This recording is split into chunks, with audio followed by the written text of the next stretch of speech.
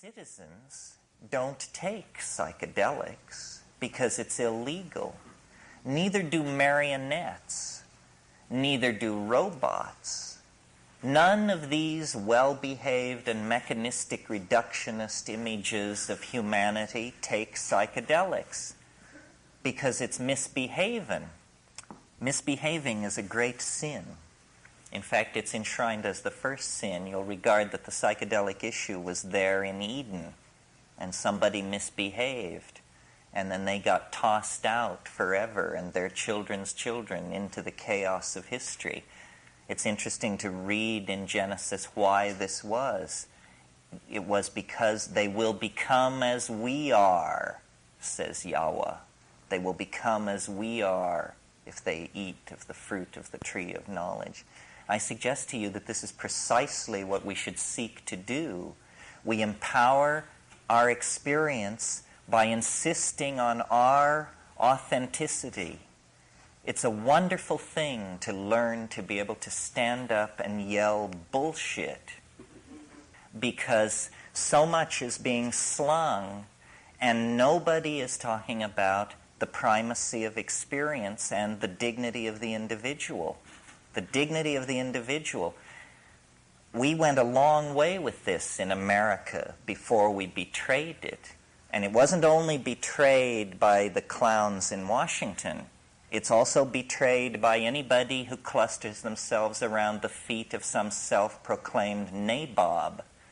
Because the fact of the matter is, nobody knows what's going on. Nobody knows. Nobody has the faintest idea. The best guesses are lies, you may be sure of it. And so to pretend that one human being will lead another out of the dark night of ignorance and into the shining light of truth is ludicrous, absolutely grotesque. A product of this empowering of the human image that has gone on through several thousand years of dominator culture. If you want a teacher, try a waterfall, or a mushroom, or a mountain wilderness, or a storm-pounded seashore. This is where the action is. It's not back in the hive. It's not in the anthill. It's not knocking your head against the floor in front of somebody who claims that because of their lineage and whose feet they washed and whose feet they washed, that you should give credence to them. Knowledge is provisional, and we are yet to approach even the first moment of civilized understanding. The way it is to be done is by trusting yourself, trusting your intuition. Reject authority. Authority is a lie and an abomination. Authority will lead you into ruin. It's not real. And it isn't, don't get the idea that it's this liberal rap about how everybody has a piece of the action. You know, the Jews know something, the Buddhists know something, the Huichol know something. Nonsense. Rubbish. Nobody knows anything. These are different kinds of shell games that have been worked out by priestly castes of people to keep things under control. Institutions seek to maximize control, control, control. That's what they're into. Did you think they were in the business of enlightening you? Saving your soul? Forget it. Control is what this is all about. And to the degree that we commit ourselves to ideology, we are poisoned. Any ideology, Marxism, Catholicism, objectivism, you name it, rubbish, all rubbish. What is real is experience. What is real is this moment. And so then what it becomes about is, what are the frontiers of experience? How much of that has been taken away from us by these dominators, by these priesthoods, by these cults, by these philosophical shell games? Well, a lot. That's the whole story of history. Our growing unease, our growing dis-ease, our malaise, is all about the fact that we are kept from the wellspring of experience. We are sexually repressed. You may not feel it, but look back 100 years to a world where pianos wore pants. You know, maybe we've made a little progress on the sexual thing. Maybe not. Maybe more or less than we think. But we are repressed in all of these areas. And we are particularly repressed in the area that relates to the psychedelic experience. Because it is raid to the dominator insect invasion. They can't take it. They can't stand it because it empowers the individual. It dissolves the cheerful model of science. It's just exposed as, a nice story. It enriches the accessible universe tenfold, 100-fold, 1,000-fold. It makes the individual complete within his or her self. And this completion of the individual is extremely destructive to the plan of the dominators, which is that you will be a cog in a machine. You will participate in the life of an organization. Not your life, the life of an organization. You will go to some bullshit job. You will pour the best years of your life and your genius and your hopes into this. You will serve an institution. You will serve. Well, it's a bad idea for free people to go along with this. A much better idea would be to insist on the dignity of human beings, to recognize that the freeing of slaves, the giving of the vote to women, the ending of public whippings, that this program of political enlightenment must also then include hands-off on how people want to relate to changing their minds. We are not interested in being sexually regulated by the state, and we are not interested in being intellectually, spiritually, emotionally manipulated by the state. The state should stand down in this issue.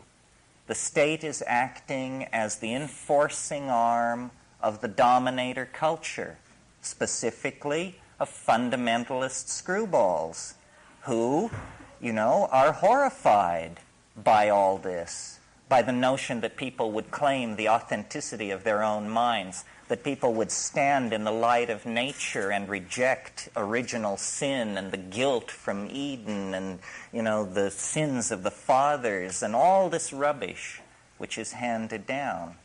What the archaic revival is going to have to mean, if it has teeth, is a re-empowering of the individual and a consequent lowering of the profile of institutions, especially government. We need to think about these things because we have bought into the idea that we have to serve and behave and be enslaved, else chaos will engulf the world. We need to carry out our analysis of the situation to the point where we can embrace chaos and see that chaos is the environment in which we all thrive. If we continue as we have, then, we're doomed. And the judgment of some higher power on that will be, they didn't even struggle. They went to the boxcars with their suitcases and they didn't even struggle. This is too nightmarish to contemplate. We're talking about the fate of a whole planet. Why are people so polite? Why are they so patient? Why are they so forgiving of gangsterism and betrayal? It's very difficult to understand. I believe it's because the dominator culture is increasingly more and more sophisticated in its perfection of subliminal mechanisms of control. And I don't mean anything grandiose and paranoid. I just mean that through press releases and sound bites and the enforced idiocy of television, the drama of a dying world has been turned into a soap opera for most people. And they don't understand that it's their story and that they will eat it in the final act if somewhere between here and the final act they don't stand up on their hind legs and howl. So this whole effort to bring the psychedelic experience back into prominence is an effort to empower individuals and to get them to see that we are bled of our authenticity by vampirish institutions that will never of their own accord leave us alone. There must be a moment when the machinery and the working of the machinery becomes so odious that people are willing to stride forward and throw sand on the track and force a reevaluation of the situation. And it's not done through organizing. It's not done through vanguard parties or cadres of intellectual elites. It's done through just walking away from all of that. Claiming your identity, claiming your vision, your being, your intuition, and then acting from that without regret, cleanly, without regret. There has not been a human culture that did not bear upon it the stamp of its relationship to certain plants which altered the individual and mass psyche. We can think of numerous examples, the influence, for instance, of sugar on the growth of 19th century mercantilism, or the way in which the British manipulated opium policy in the Far East, or, as you mentioned, alcohol, which has always been the drug of choice in Western culture. Who can imagine modern industrial office culture without coffee? These are major drug dependencies that have placed their stamp on the lives of millions and millions of people. It's simply that we choose to linguistically define it in such a way that the effect is not something most people are cognizant of. I think coffee is a very interesting example because when it was first introduced into our culture, as I understand it, was considered virtually a hallucinogenic drug. Oh yes, when coffee was first introduced into Western culture, it was associated with certain establishments where loose women and loud music were available, and the bohemian literati would gather and drink coffee and talk into the night, and it was considered quite a risque thing to be involved with. That's right. And wasn't tobacco also viewed that way initially? Yes, tobacco is a very similar case. The anthropologist Eduardo Luna has pointed out that tobacco, which had a history of millennia of use in the New World, was within 100 years of being introduced into Europe through Portugal, was being buried in the graves of subarctic Lapland shamans.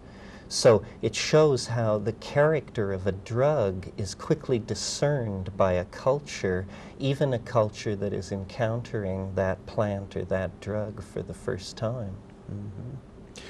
It wouldn't be fair really to talk about drugs without mentioning socially what has happened in Western culture, particularly during the 60s and early 70s when there was quite a wave of psychedelic drug use.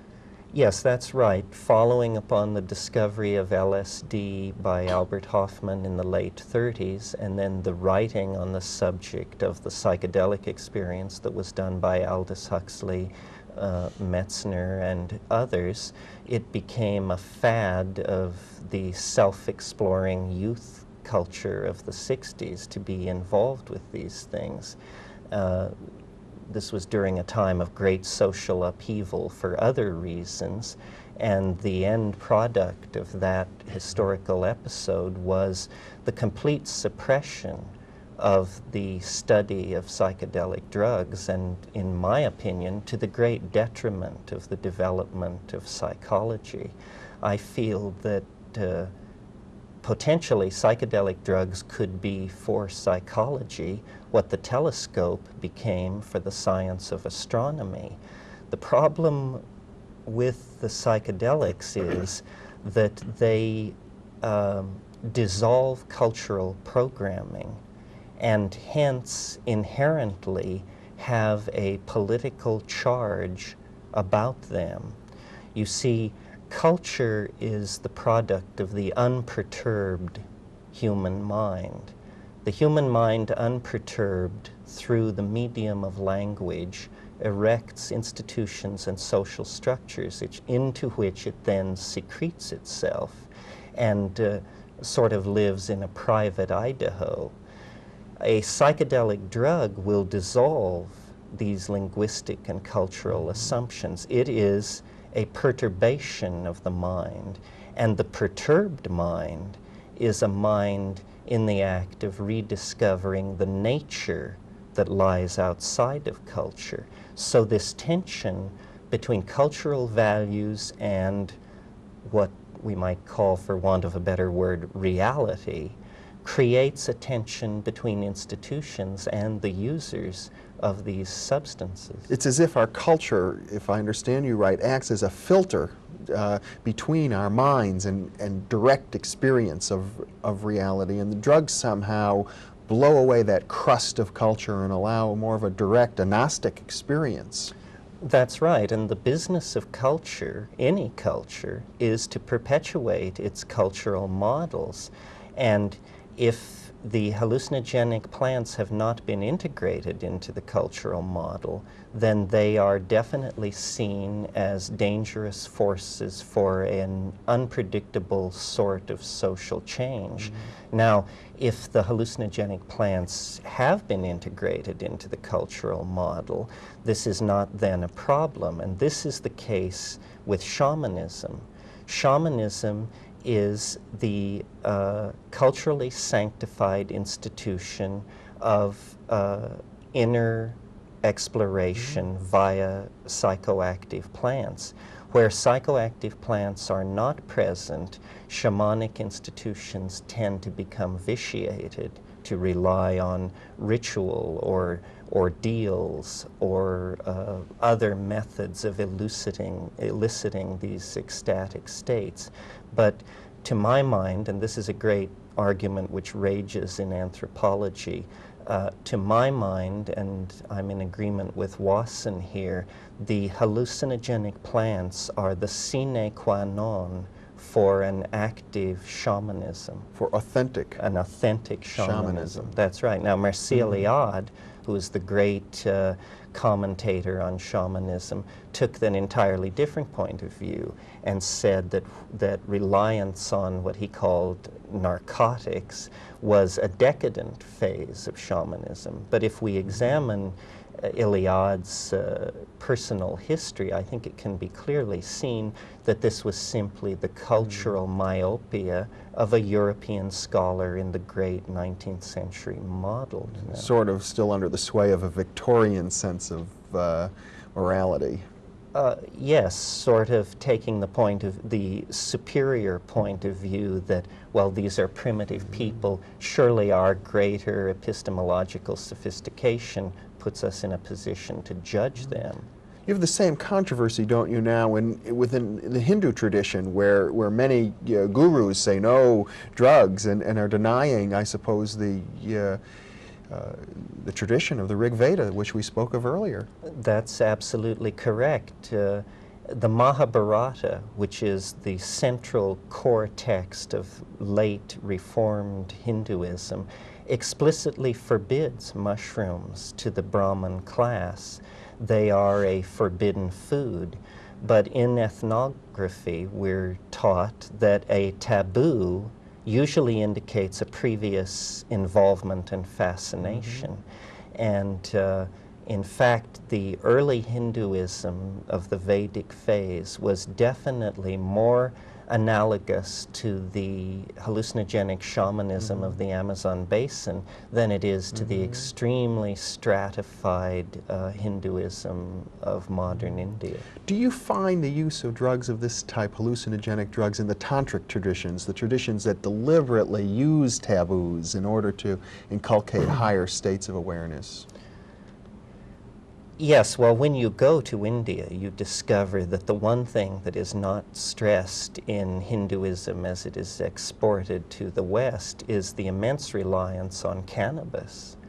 Hashish, ganja, is the staple of these sadhus. This is a fact of their daily life, that they are relying on this for a constantly reinforced contact with the transcendental dimension.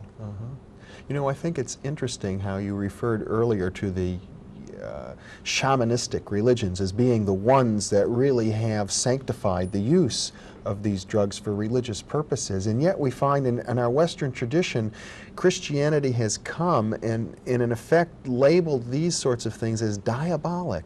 For example, drugs, I believe, were used amongst various witchcraft groups that were persecuted by the church. That's right. However, the church was concerned that the magic of the witches be seen as real, number one, and number two, entirely caused by the agency of the devil himself.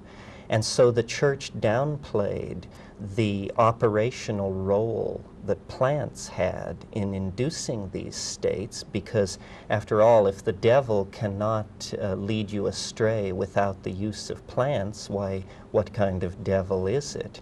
So in our own historical tradition, there is a curious blindness to the efficacy of hallucinogenic plants. I have heard, for example, that, you know, the old story of witches using toad skins in their brews, that there's a drug called bufotenine, which is a hallucinogenic that comes from the skin of toads. Well, there was excitement about bufotenine in the mid-60s. It was later shown to be non-psychoactive. However, since then, toads have been found which do secrete DMT-like compounds, and it's fairly clear that the cauldron chemistry of the witches, which relied on datura, hellebore, monkshood, henbane, these sorts of plants, was a powerful visionary chemistry, although these compounds, the tropane alkaloids that occur in those plants, tend to be more deliriants and confusants than what I call the classical psychedelic compounds, which are more the tryptamines and the beta-carbolines. There are many chemical compounds in nature which are psychoactive, but a much narrower spectrum of these compounds are truly what we call psychedelic or mind manifesting. Now, other than the obvious spiritual and religious implications, which we see again and again in different cultures, even, I suppose we should mention the Native American church and their use of peyote. What are the other kinds of cultural developments that we can trace to the use of these drugs?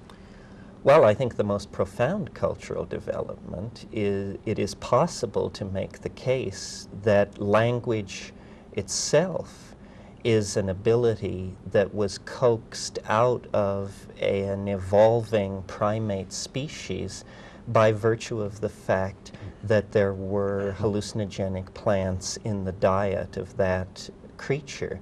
You see, psilocybin has been shown in low doses to actually increase visual acuity. Well, at the stage of evolution where human beings encountered psilocybin mushrooms, we were essentially baboon-like pack-hunting hordes of veldt-living creatures in Africa. In that situation, a compound which increases visual acuity will give a tremendous adaptive advantage to the animals that are including it in their diet. And those animals not including it in their diet will be quickly eliminated by the process of natural selection from the evolutionary scenario.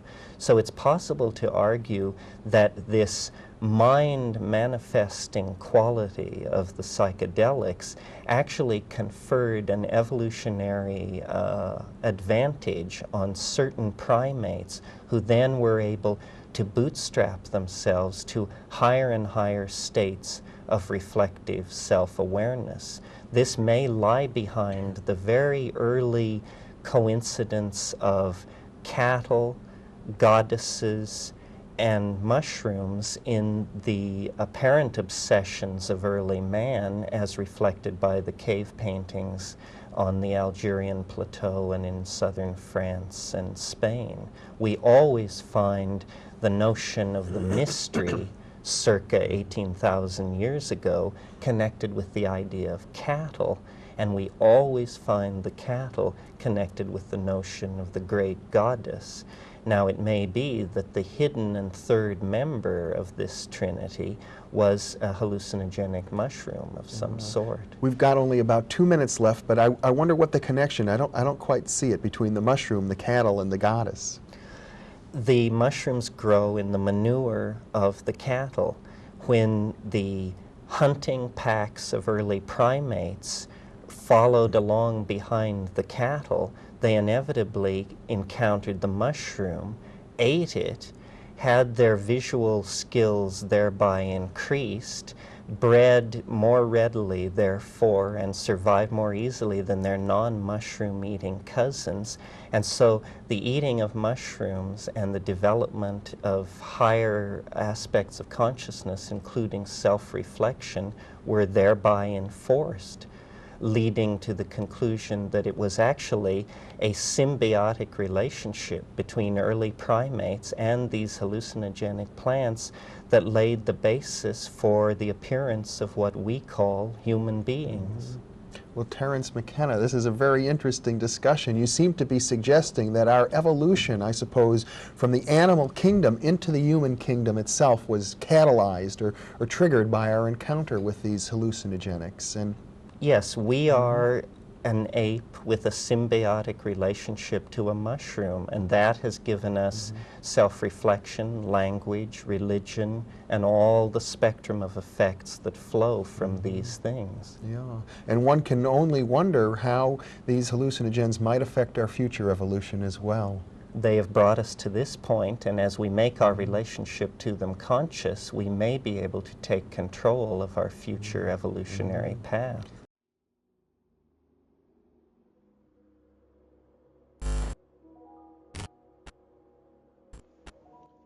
I guess the place to start is sort of with looking at the notion that the dawning paradigm of postmodern consciousness seems to be the growing awareness that we don't know what is happening at all, that all of the models whose implications have been worked out over the past 500 years or so have come to a place where they are now recursive, and they no longer can be pushed forward as models of explanation. In other words, they are completed, and ontological analysis of how they work now shows us the limitations of their application to reality. They just simply cannot, there is not more blood to be squeezed from the stone of science. There may be further discoveries, but further growth and understanding along those lines now seems unlikely, what with complementarity principle, Bell's theorem, the primacy of language in the formation of ontology. All these things show the relative power of science to account for reality, where before it was assumed that science would ultimately give a good account of reality. So postmodern living is living in the light of the fact that that faith has dissolved away, and that we're now living in some kind of intellectual free space or fire-free zone where everything is up for grabs. And the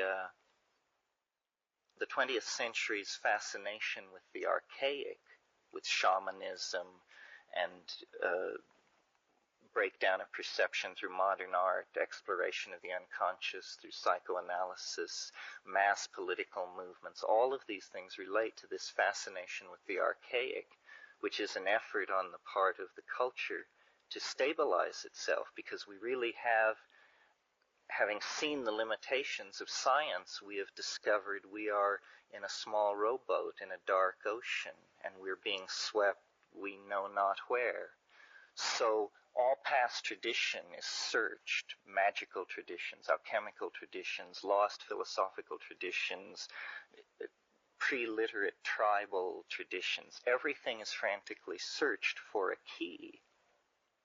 And while there are consoling perceptions that arise out of this search through all this other extended human knowledge, there haven't yet emerged certain answers about what is going on.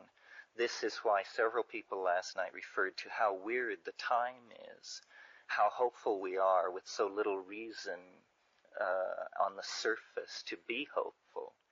And it's because the gelling out of this historical problem is happening right now, and it's not clear what it will become. Meetings like this are efforts to build an understanding of it. It doesn't appear that it's going to filter down through the transformation of institutions of control.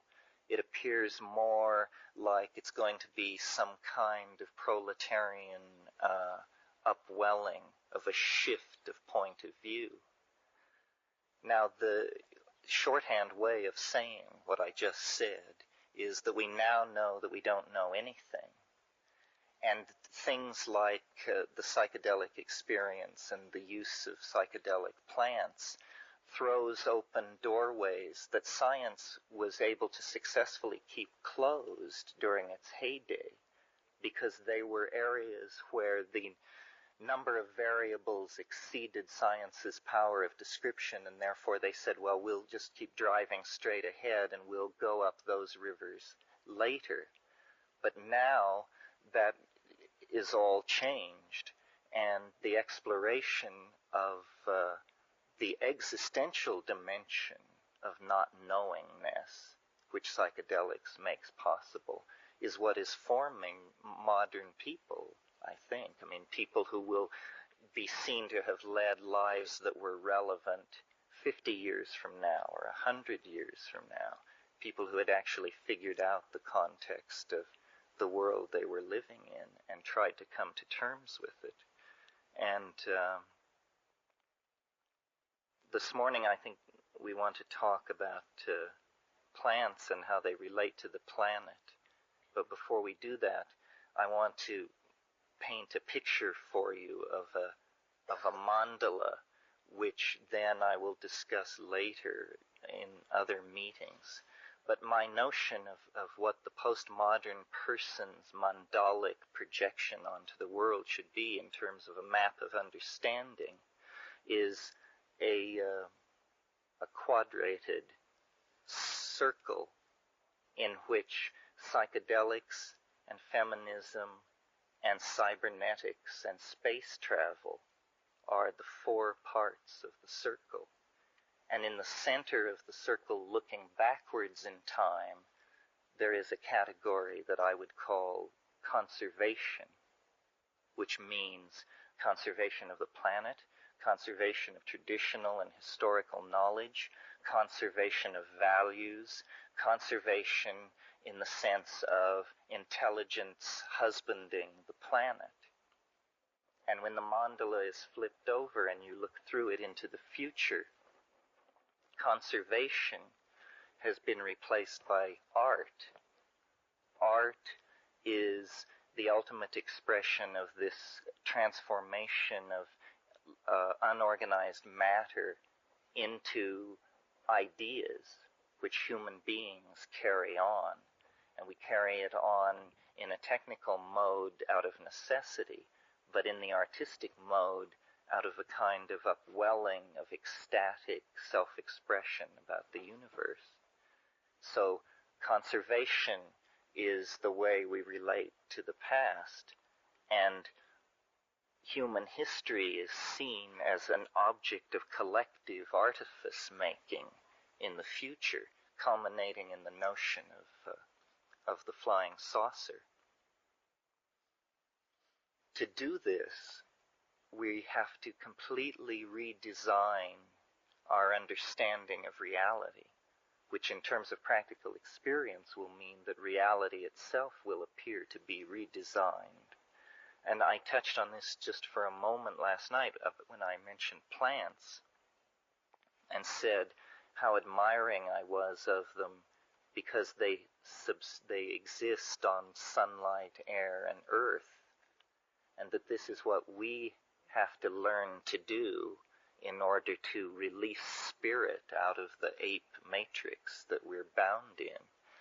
And strangely enough, the way this is to be done, apparently, is by a redefining of the nature of the biological world in relationship to this other kingdom of being, which we call plants.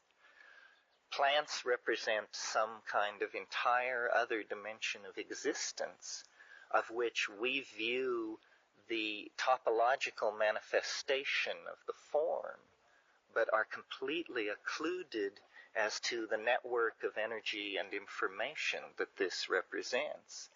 And like the zoological kingdom, which has thousands of forms of expression and progressively more complex forms which culminate in self-reflecting primates, the vegetable kingdom seems to have intelligent species and gradations of awareness in the world, so that we are opening a dialogue at the end of history with this other form in the biosphere, which we are just beginning to cognize as our own understanding about what the world is really about falls into focus.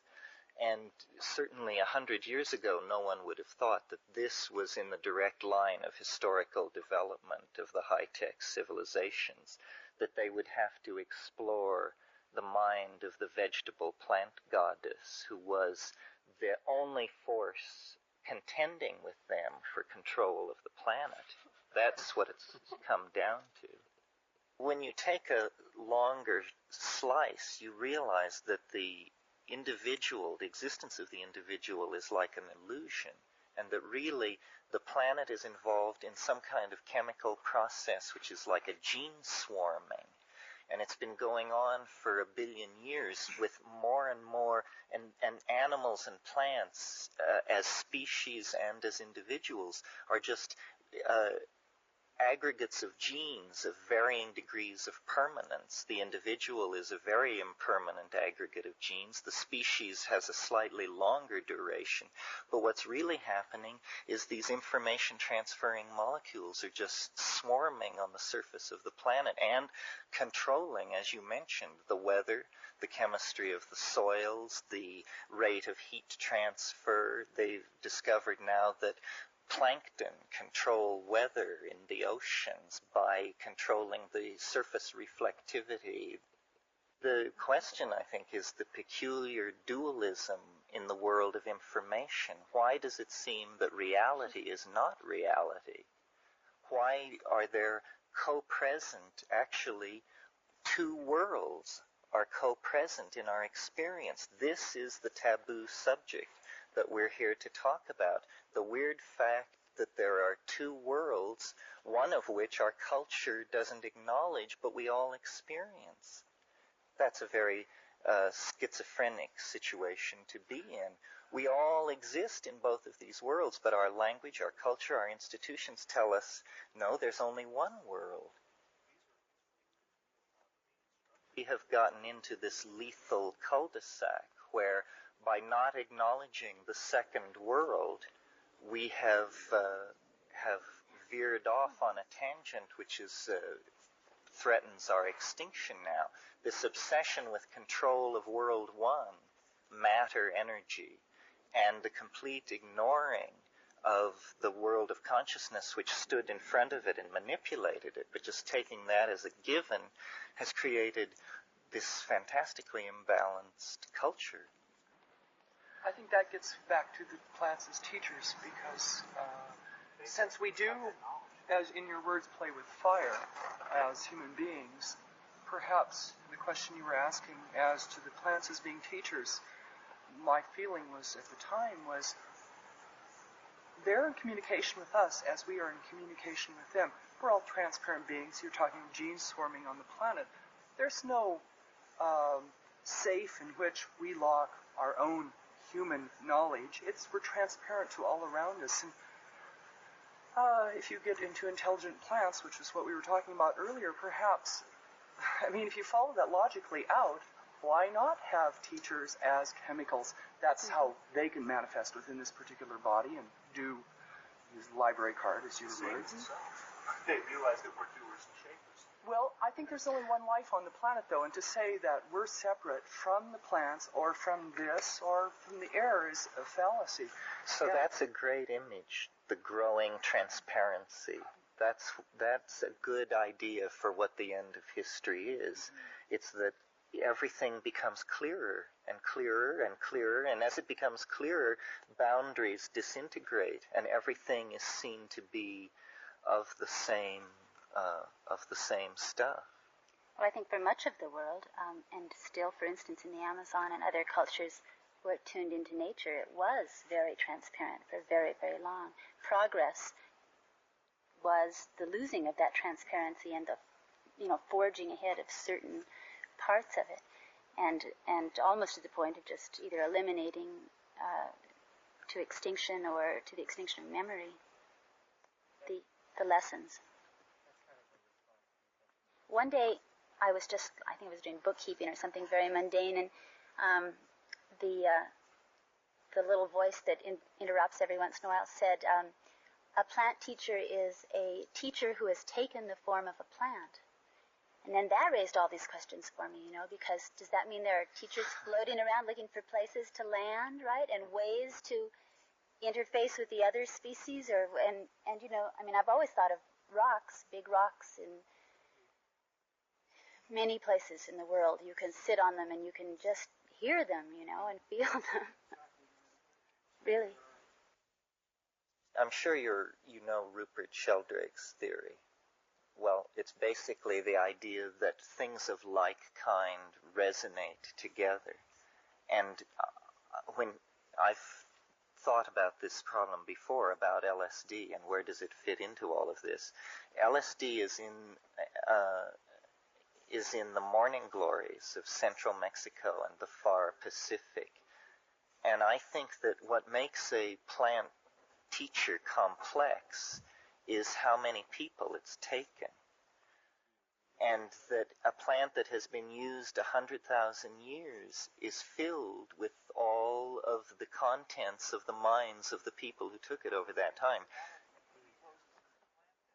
But I want to introduce the notion that life, the plants and the animals, are intrusions into three-dimensional space of some kind of topological manifold of a higher order. You see, the way in which a chair differs from a giraffe is that if you slice through the chair and then come back and examine it 12 hours later, it will be the same, but the giraffe will have changed radically. This is because by cutting into the giraffe, you have intruded into the temporal dimension of its existence. It is more like a musical note than an object. It must be born, grow, mature, and die. And that process, growth, maturity, and death, is how three-dimensional beings like ourselves describe the intrusion of these hyperdimensional vortices into our world. That's the mystery of life, cannot be encompassed in 3 dimensions.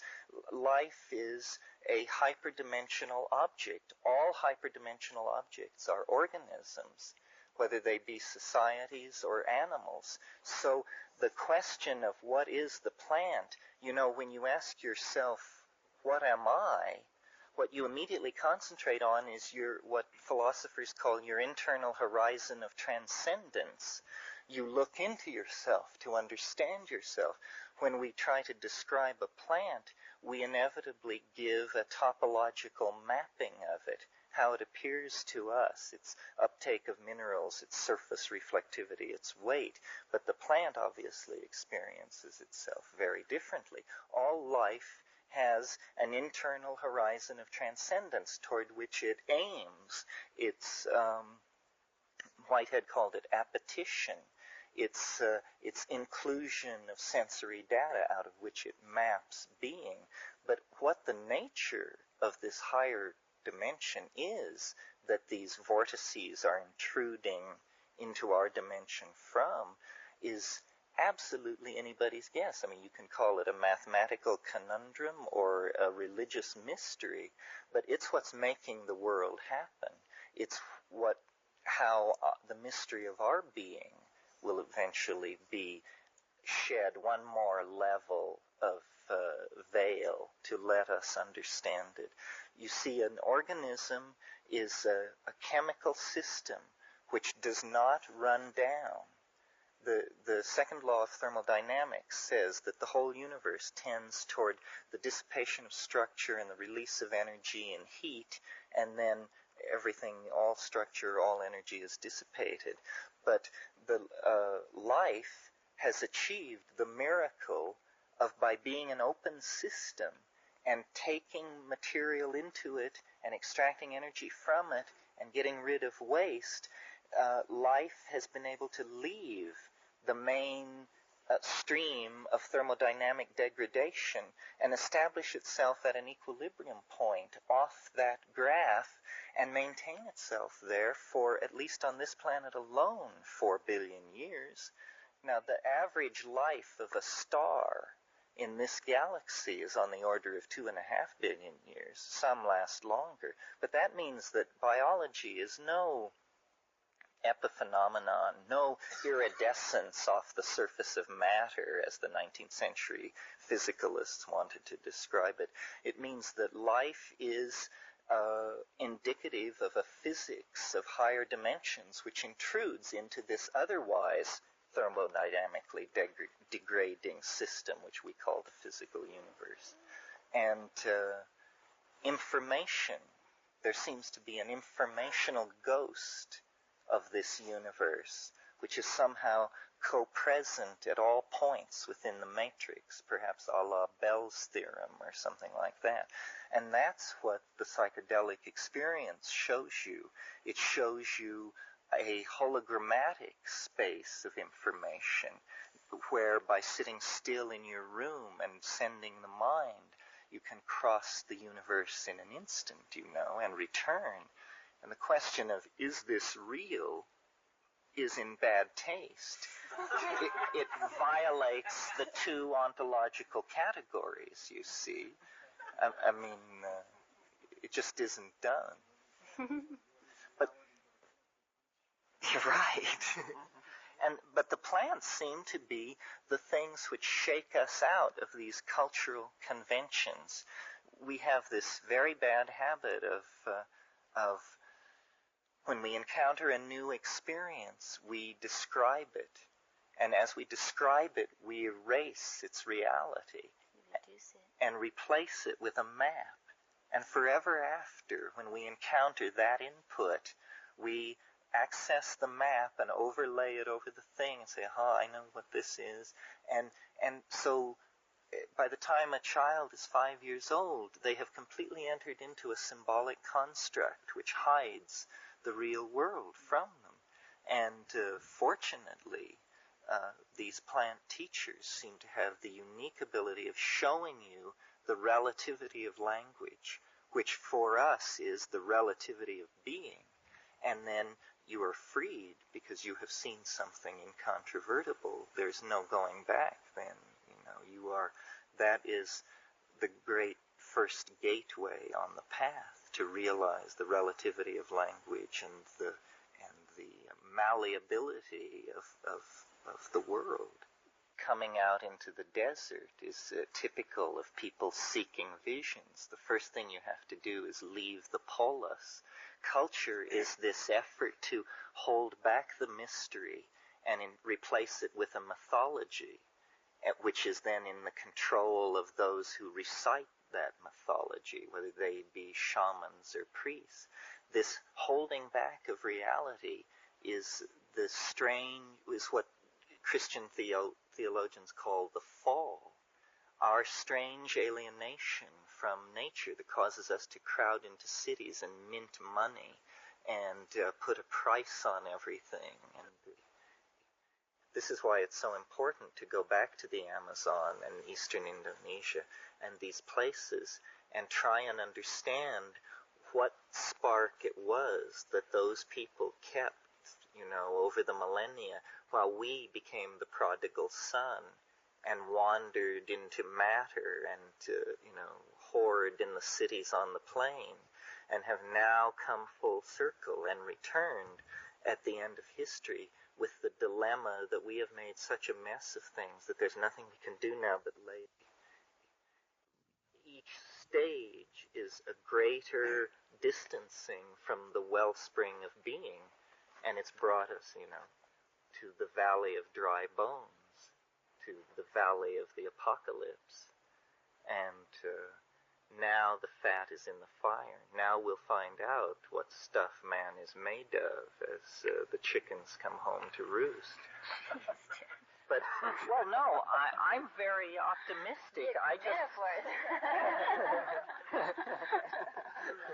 Is it my metaphors or my pessimism? Oh, the horrible metaphors. The metaphors. I'm used to Yes, it. well, the rhetorical hyperbole, unbridled. Ask a question about this two-world thing, because it interests me greatly. Do you think that there's two worlds, or that there's many worlds? Yes, well, I think you're right. But there are different orders of different worlds. I guess it was the physicist Wheeler who thought that every time there was a choice, the universe took both paths, and had always done this, so that the number and kinds of universes was, staggering. Right. I find that cumbersome. And, but there certainly seem to be a number of universes, and there seem to be different kinds of universes. For instance, you can tune from channel to channel, but some of them you can't make heads nor tails out of, It's just too far away from your conceptual schema for you to be. So it's sort of like watching ideological mandalas or something. You can't say much about it afterwards, but it certainly was compelling while it was going on. And, well, I don't know, Robin. You're such a skillful questioner. You've brought yourself to the doorway of my most recent mania. Maybe I should unburden myself briefly about it. One of the weird things about growth, or trying to make your ideas always become new, is that you always assume you're going to know what the next step is. That even though you're going to become more and more enlightened, there won't be any surprises. So a few weeks ago, I was meditating in my usual fashion, and I began to get this new idea, which was so weird that I immediately shifted into, this is not the truth. This is not a transmission about the nature of reality. This is a plot for a science fiction novel that I should write, and tried to hold that as the defense. That was my shield against the onslaught of this thing. And I've never been one for Atlantis or Lemuria or all these invisible prehistoric lands and places that people enjoy so much. But I was told a very funny thing which I will share with you. It's a funny idea. Now let's see, how does it go? It has two versions, one of which speaks a scientific language, the other speaks a mythological language. Okay, so the scientific language goes like this. There's something in the universe called a fractal soliton of improbability. This means it's a unicate event. It only happens once in the lifetime of a universe. You can think of it as a wavelength with one wave. That's why it's called a soliton. And if one of these things move not in ordinary three-dimensional space, but in some kind of much higher spatial manifold, and when they collide with a planet, or when one collides with a planet in a universe, the time stream of that planet is divided, and two copies of the entire planet spring into existence without either having any knowledge of it. It just is something which happens. So this voice was telling me that this had happened to the earth, and that this was the secret that we were all striving to understand, was that an event in the past had actually divided our time stream, and that a twin of this planet had come into being in another dimension. Okay, so that's the scientific explanation of it. So the mythological explanation was that the universe, it's Gnostic, that the universe is the creation of a demiurge, not the highest expression of divinity, but a kind of demon, a fallen creature, and that this demiurge was able to coax itself into being and actually incarnate into history as a human being, and that when this happened, this was then the mythological expression of the fractal soliton of improbability. And when it happened, the time stream split. The universe is the creation of the demiurge, and the demiurge impelled itself in the form of an individual. Right. And this is sort of, Waited a long time. When you're a demiurge, who can hurry? Okay, go ahead.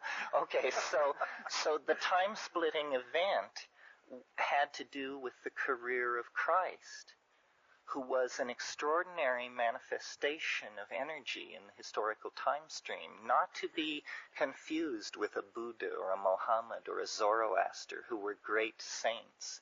And it was something else. It was, in some sense, what it claimed to be, but in some sense. Okay? So now, at the moment of, and you can choose either the Immaculate Conception or the Resurrection, depending on which side of the bed you got up on today.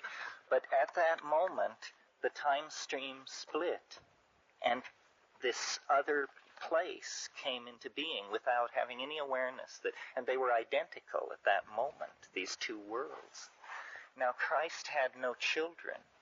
So, what I forgot to say was that the event, the fractal soliton of improbability, has this quantum mechanical half charge, so that in one of the universes it happens, in the other universe it doesn't happen. And so everything about these two worlds was the same, except that in one of them the Immaculate Conception had not taken place, or the resurrection had not taken place.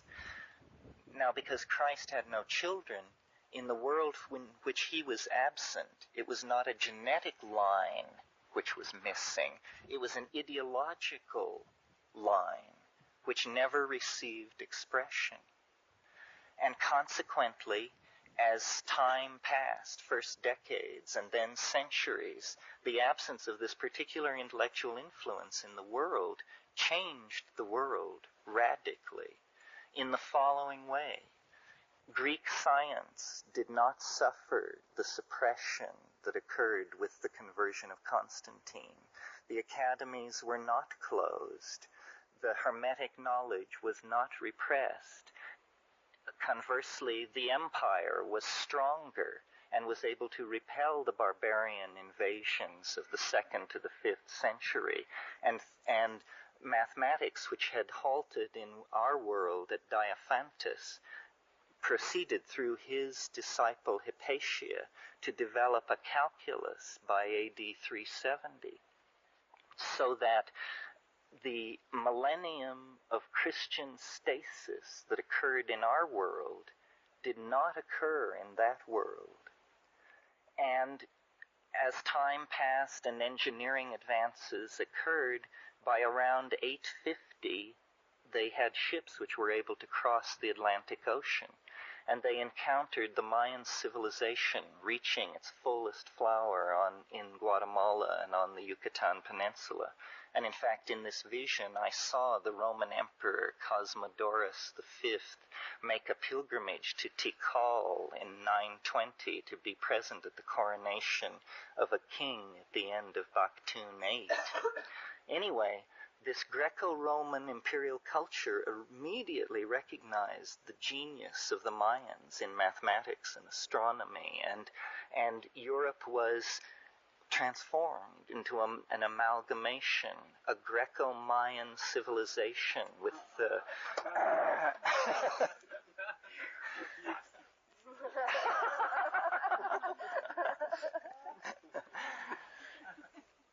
So let me see. And this civilization continued to develop. Now, one of the influences which the Mayans brought into Europe around the year 950 was their extremely sophisticated psychopharmacopoeia and shamanism. And this mated with Neoplatonism and Hermeticism, so that rather than science developing as it developed in our world, a kind of magical psychopharmacolytic technology of thought and understanding was what was developed over the centuries. And then in later centuries before it happened in our world, they contacted the Orient. And the Sung, the dynastic influence of the Sung, poured itself into the creation of a global civilization, such that by around 1200 AD, they were able to land on the moon and create a cybernetic global civilization similar to the kind we have now. They continued evolving with all this psychotronic and shamanically derived. And now, by this time, you can imagine it was an unbelievably exotic and alien civilization compared to our own. The fruits of their psychedelic and psychoanalytic investigations into higher space was the discovery of our world. They found out what had happened. They figured it out by studying dreams.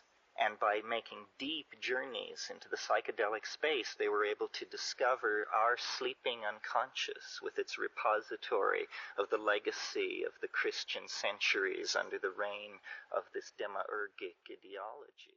You all know the book, The Sacred Mushroom and the Cross? He managed to hypothesize one of the most radical theories ever to come down the pike. I don't know how true it is, but his theory is that Jesus was a mushroom. And, this would not probably have cut too much mustard, except that the guy was a Dead Sea Scroll scholar of world renown, had a scholar's grasp of Aramaic and Akkadian, and was fully licensed to be one of the people who tell us what the primary documents of Christianity really mean. The problem was, when Alegro got a hold of them, he said, well, what they really mean is that a sacramental mushroom was being grown in caves by Nabateans down around Qumran, and they called it Jesus in order to befuddle the Roman authorities, and created the cheerful theory of the friendly carpenter who tells us to render unto Caesar that which is Caesar's. And this was all a publicity stunt just to keep the Roman authorities guessing. And he claims he has textual support for this. The problem is, you have to be an Aramaic philologist to follow the argument. I mean, the argument is unbelievably tortured. There is a lot of question. There is a peculiar opaqueness about the early history of Christianity. I mean, if we are to try and take it seriously and understand what happened there, then it must be that, first of all, if we believe Christ was a real person, then he must have been born in 6 BC, because there was a conjunctio maxima of Jupiter and Saturn at that time, which is a good astrological event to hang the nativity on, which means then that the crucifixion would have occurred in 27. Well, why is it then that there are no mention of Christ can be pushed back earlier than AD 69? What was going on between 27 and 69? The Gospels are not contemporaneous, and the mention in 69 is not even a sure thing. It's in Suetonius, and he says Jews have recently come to Rome agitating in the name of their leader Crispus. And that's the reference. And, it's puzzling, because take a figure as minor as Mani. Mani is the founder of Manichaeanism. He was born in Seleucia Ctesiphon in the 700s. Well, God, we have Mani's laundry bills. I mean, we know how much he paid in taxes, the nickname he had for his dog. I mean, we have a lot of data on Mani, and so why a figure like Christ should be so peculiarly swathed in ambiguity if it was a real person with these people eager to chronicle it is a little hard to figure out. Didn't Mani have a big religion going in his own lifetime? I mean, kind of a big organization. Of course, Christ has had 12 guys.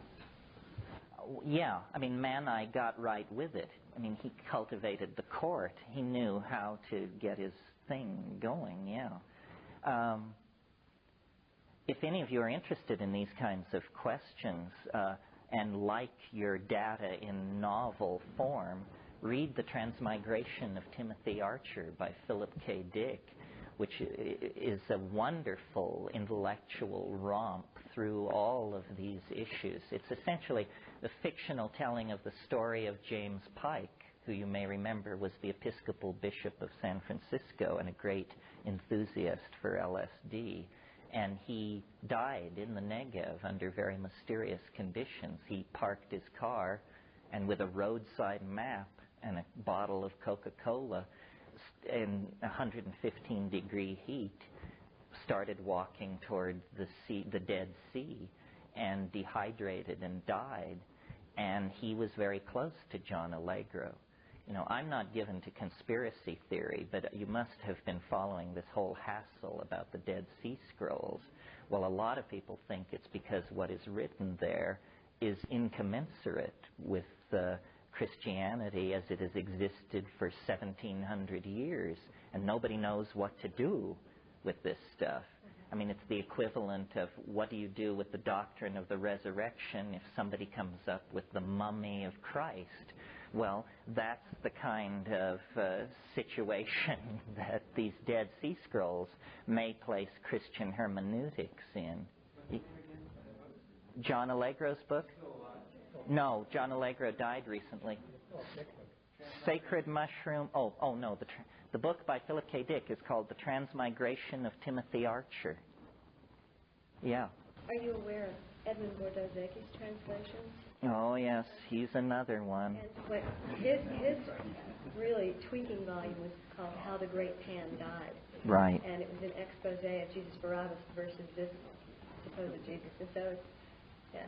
Yes, well, the empire never died, which is Philip K. Dick's motto. The Gnostic temperament is alive and well. In fact, there hasn't been a century as friendly to Gnosticism as the 20th since the 4th. So there you have it. The issue that hovers around the psychedelic experience, it was mentioned last night, it's strong in my life. I haven't found any real solution other than hold your nose and jump. But the issue is surrender. This is something real. You don't find people going into the ashram in the morning to meditate with their knees knocking in fear. because of how terrifying and profound they know that meditation is going to be. But if they were going in there to smoke DMT, you know, they would be fully riveted on the modalities of what was about to happen. I mean, we can tell shit from shinola. It's just that we don't always prefer shinola. And I'm not like, I don't advocate it. You know, people, like sometimes there are people who are disappointed because they say, well, how often do you do it? Well, the answer is not very often. I mean, if I can get it in a couple or 3 times a year, I feel like I'm hitting it pretty hard. And the more successful it is, the less often you have to do it. I mean, I know people who say DMT is their most favorite drug, and when you say, well, when was the last time you did it? They say, well, 1967.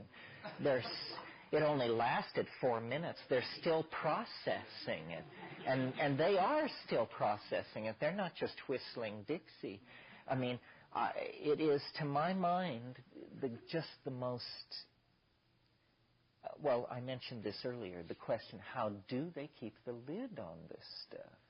And I suppose here I'm preaching to the converted, because many people last night said they had an interest in this kind of thing. But they don't keep the lid on sexuality. No society has ever had it so under control that people didn't have sex. I mean, they may have had sex under weird conditions and under, you know, ritual strictures and this and that. But we are like this salamander that has the option of never developing into its mature form. And to my mind, that's a tragedy, because this is our birthright, and somehow our inability to get a grip on our global problems has to do with this immaturity about our mental state.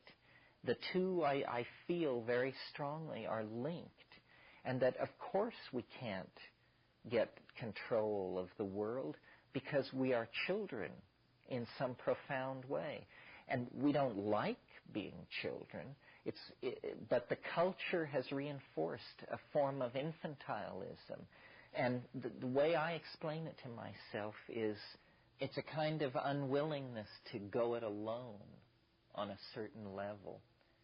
I don't know how many of you remember in Brave New World, Huxley's brilliant dystopia, but there's a scene in there where Bernard, who is the guy who's out of it in the novel because in his fetal fluid they got an alcohol contaminant. And so he's different from everybody else in this society, and he occasionally has original thoughts. And he and his assigned girlfriend for the evening, or whatever she is, are in a helicopter, and they sweep out past the crematoria where they're recollecting elements for reuse. And he suspends the helicopter over the Black Bay, and she immediately becomes very agitated, restless, anxious, and pleads with him to return to the city. And what it is it's her anxiety over being alone in the presence of nature. She literally can't take it. And I think there are a lot of people in our society, and each of us in our own way at different times, who have within us this neurotic and infantile creature that can't face it alone, and that this going it alone thing is very important. You know, Plotinus, the great Neoplatonic philosopher, he spoke of the mystical experience as the flight of the alone to the alone. And in the psychedelic experience, there is this issue of surrender, because a lot of people want to diddle with it. They want to be able to say they did it, but they don't ever want to face an actual moment where they put it all on the line. And yet the whole issue with this stuff is to let it lead, to let it show what it wants to show. So somehow, individually, we have to reclaim our experience. The real message, more important even than the psychedelic experience, the real message that I try to leave with people in these weekends is the primacy of direct experience. That as people, the real universe is, within your reach, always. Everything not within your reach is basically unconfirmed rumor. And we insert ourselves like ants or honeybees into hierarchies of knowledge. So we say, well, what's going on in the world? Well, turn on CNN. And then somehow we're ordered. Then we say, okay, it's 85 degrees in Baghdad and the wind is out of the northeast at 15 miles an hour. And we feel somehow better now because we're getting the information. But what we have done is sold out direct experience. And all institutions require this of us, that we somehow redefine ourselves for the convenience of the institution. And this redefinition always involves a narrowing, a denial, so that, if you want to be in Marxist society, if you want to function in Marxist society, you have to define yourself as a Marxist human being. Well, it turns out in a Marxist society there are no homosexuals because that just happens in decadent societies. So then, if you happen to notice any tendency like this in yourself, you have to deny its existence because this just doesn't happen in a Marxist society. And similarly, every society has this. In our society, if you hear voices, we have mental hospitals for you. If you have vast visions of the future, we have drugs that can help you and make this go away. So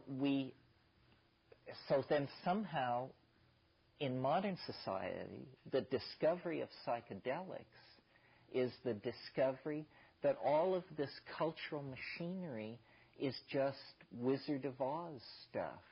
You remember the scene in The Wizard of Oz where the curtain is swept back and they see the little guy there, and he says, booming out over the loudspeaker, "Ignore the little man pulling the levers. Ignore the little man pulling the levers." Well, the little man pulling the levers is what sweeps into view with psychedelics, and you discover, culture is provisional. Whether we have 9 wives or 3, whether we tattoo ourselves blue, whether we eat insects or not, all of these things are just decisions that we make. And then we congratulate ourselves on our wisdom, and we live within that, and we hunt down and kill all the people who disagree with us. And that's called having a culture, having a way of life, being somebody. But I don't see history as a wrong turning. I see it, the metaphor that I like is that of the prodigal son, that there was a reason for this long descent into matter, this peregrination. It was a shamanic journey of some sort. The shaman goes into the world pool or ascends the world tree to go to the center of the axis of the cosmos, to recover the pearl or the gift or the lost soul, and then return with it. And this is what history was, I think. It was a descent into the hell worlds of matter, energy, space, and time, for the purpose of recovering something that was lost. It wasn't lost by us. It was lost by the breathing, the disystole of the planet. Just climax of climate moved us into paradise and then moved us out of paradise. I mean, you must that the story of Eden is the story of history's first drug bust.